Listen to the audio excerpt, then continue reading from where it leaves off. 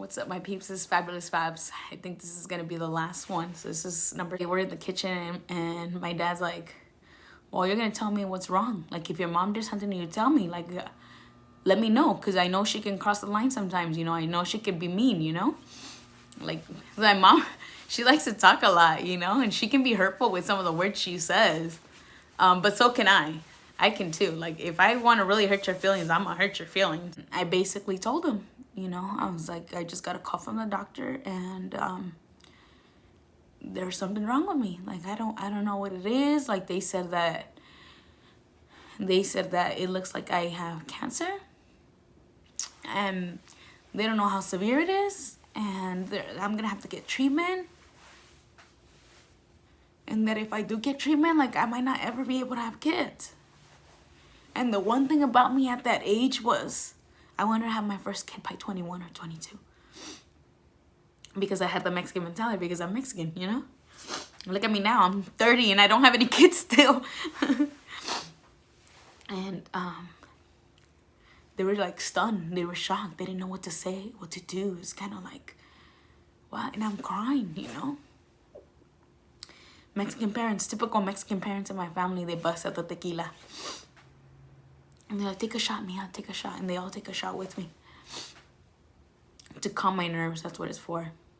To calm my nerves, and I'm like, I have a tia, my dad's brother's wife. And she has cancer and she had to get her boobs removed. And she's like, well, look at Carmen. You know, they've been saying she's supposed to die like 3 years ago and she's good. My tia is actually still alive right now. She got her boobs removed. And yeah, she was given like a year to live like 11 years ago, and she's still alive.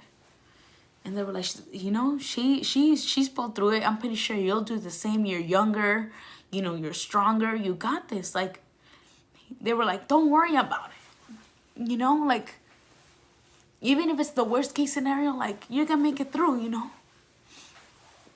And I was like, all right, you're right. Like, let me not panic until I know how bad this really is. And so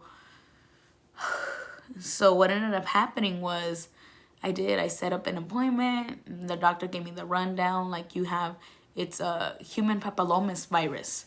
So it's a virus. Because it's a virus, it will never, ever, ever go away in my lifetime. There is no cure for it because it's a virus. Viruses don't go away. And basically, it only really affects women. It doesn't affect men. And most men don't know that they have it. So that's why they don't treat it. They don't know what's up. And this idiot didn't ever actually go get tested like he told me he had. So he never knew he had it because he didn't have any itching or rashing or any, you know, warts or anything that would tell him that he has it. I felt it because when we were having sex, like, I obviously felt the pain. And so they did these testing to see how severe it was or how advanced it had gotten. And if you had seen my other videos, you know that my grandma and my tia have passed away from cancer. So at that time, nobody in our family really had cancer. We didn't know. I didn't know that it was like in my bloodline. So that's what made it. Now I think back and I'm like, wow, that's crazy. Like, I didn't know, like, that we had cancer ran in my family, you know? And so they detected early signs of cancer at that time. I was 21 years old. And they're like, okay, we got to do some treatment on it. And it consists of them cutting part of my skin from down there. And then they tested some of it to let me know how advanced I was. And it was early signs of it. So they cut a piece of me and then they tested it. And then that's how they got that result. And then after they got that result, they gave me options of treatment. And they froze my insides. It was like a freezing method or something. It just felt really cold while they were doing it. And they gave me some pills and they gave me like instructions of certain stuff to do. and to go about it. And I had to get checked up like I think it was every 3 months or 6 months. I don't know. It's been a long time. But basically, I just had to keep up on it because, like I said, it's a virus and it doesn't ever go away. And my risks of getting cancer have gotten 10 times stronger after I turned 30. So if it ever does come back, it's going to come back full throttle. And obviously, I'm older, so my body fights against it a lot less. So keep in mind, that's why a girl be going bald. You know what I'm saying? And that, and I'm always like the stress out type. Like, I'm always stressing out about stuff I shouldn't even be stressing out. I'm an overthinker. I'm an overanalyzer. So after that moment, the hardest thing for me was untelling my family.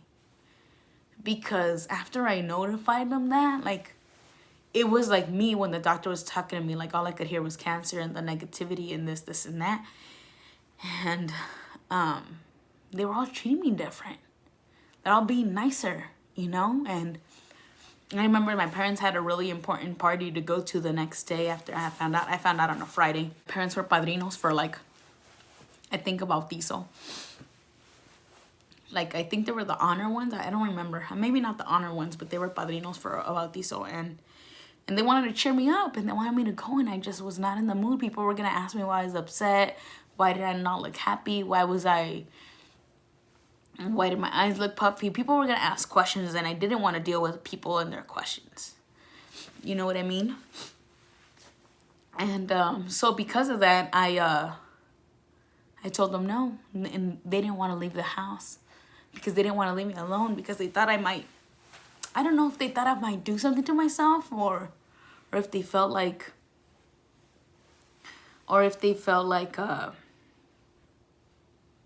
responsible. Like, how do we cheer this chick up? You know, how do we make her happy? How do we make her smile again? And it really upset me because they said they were not gonna go to the party, and I know they wanted to go to that party so bad. So I told them, fine, I'm gonna call one of my friends and I'm gonna go out. And they didn't leave the house until after I left, and that made me feel like shit. That made me feel like the worst feeling I've ever felt, because at that moment, not only was I feeling sorry for myself,